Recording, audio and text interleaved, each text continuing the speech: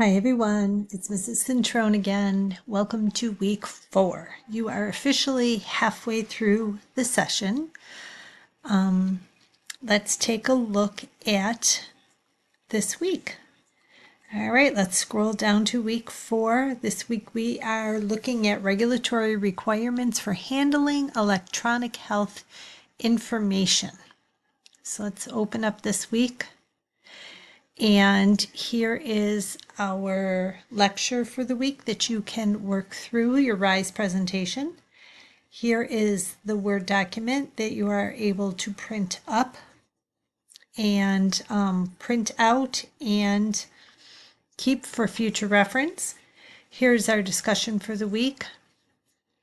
Back in week 1, you had a video in your lecture, Personal Medical Records Found in the Alamo Storage Unit.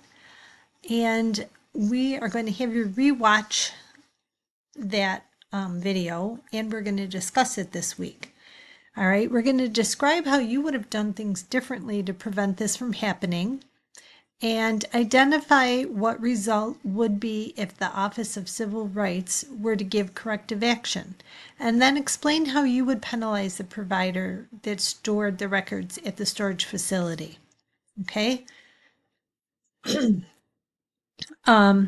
make sure that you have 150 words in your initial discussion post, that you're responding to at least 3 of your classmates during the week, and that your responses are of high quality, 4 to 5 sentences, and they pertain to the topic. Please don't write, "Oh, I agree with you, that's a great idea." Put some meat and potatoes into it, okay? Ask them some questions, okay? Let's have a really good discussion about this. This is a pretty important topic. Like, what would you do if you would have opened up that storage area and saw all those files? How would you have reacted? And if it was you, what would you have done with those records? So let's have a really good discussion about this. This week we have our midterm exam. So it's going to be topics covered from the first 4 weeks. Make sure that you look in the discussion, because I've posted a study guide for you to review before you take your midterm. There's only one attempt for the midterm. Unlike your quizzes, you don't get a second attempt. So be ready to sit down and take this quiz or take this test. Once you submit it, I'm not able to reset this one. So you must take it all at one time. You can save it and go back to it, but once you submit it, I'm not able to reset it for you, okay? So please make sure that you don't submit it before you're finished with all the questions.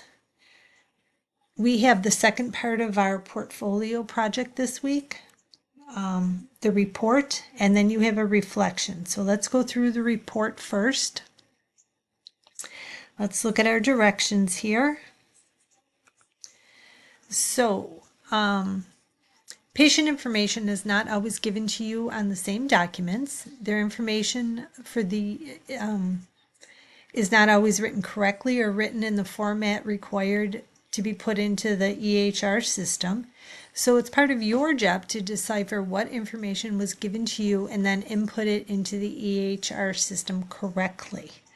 So you're going to find this week that when you pull this up, you're given a registration form and an insurance card for 3 different patients, okay?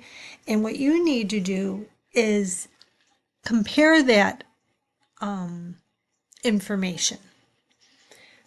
So you know when you go to a hospital or a doctor's, you need to fill out information on a form. And sometimes we don't fill out the forms completely or correctly. Sometimes we might not understand the forms and we put the information in the wrong parts, and it's that person that's registering us has to decipher all of that and figure it out and put it in the right places. Well, that's what you're going to be doing. So part of your assignment for this week is to compare the registration form and the insurance card and make sure that you're entering the information into the right places. And you have to make sure that you can read the person's handwriting also, okay? So be very careful when you are filling out this information. So again, you're going to go down here in the same way you did it before. You're going to log in, okay? Remember how we did it last week?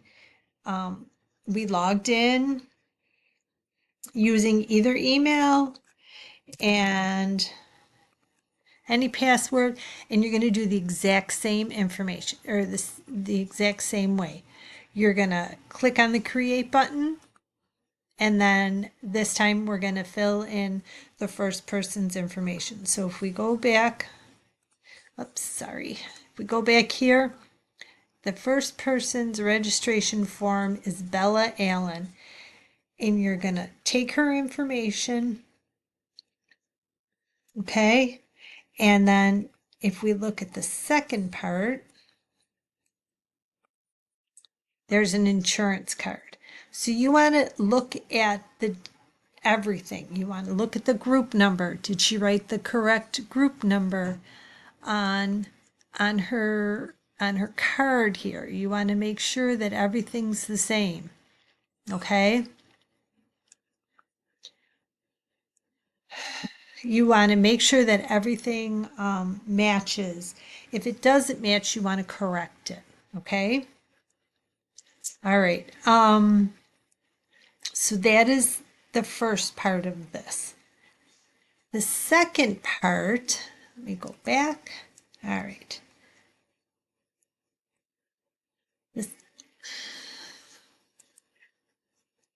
Good. All right. The second part is our reflection. And it doesn't. Okay. Sorry.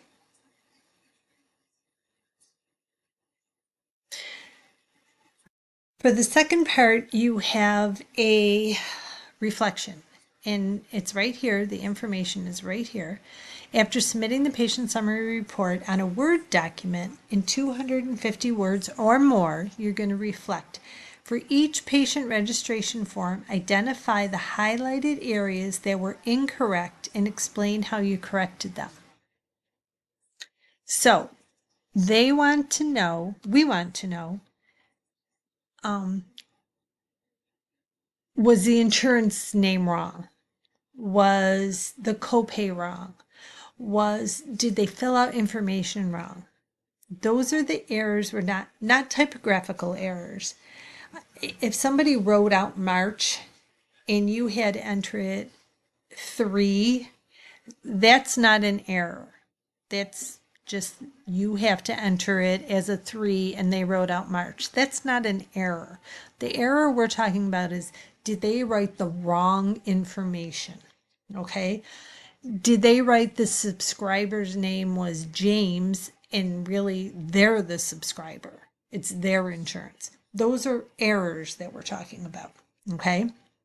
And then you want to explain the importance of accurate information through data entry of patient registration forms used in managing your electronic health record. For example, patient information is missing, date of birth is incorrect, and summarize how this relates to HIPAA and the storage of accurate information. And then you're going to submit this to Blackboard. Now, these reflections are very important because this is part of your final portfolio project. I'm going to give you feedback on this reflection, and then I'm going to ask you to make the revisions, and you're going to save that for your week 7 portfolio project. You don't have to turn in the revisions to me. You're going to save those revisions for week 7. Okay? All right. So, week 4. Just a recap. Your lecture, you have your discussion, you have your midterm. You're going to go into your simulation program. You're going to fill in the information for the 3 patients, and then you're going to do your reflection. If you have any questions, problems, please text me, email me, call me, and we can work through it. Okay? Have a great day.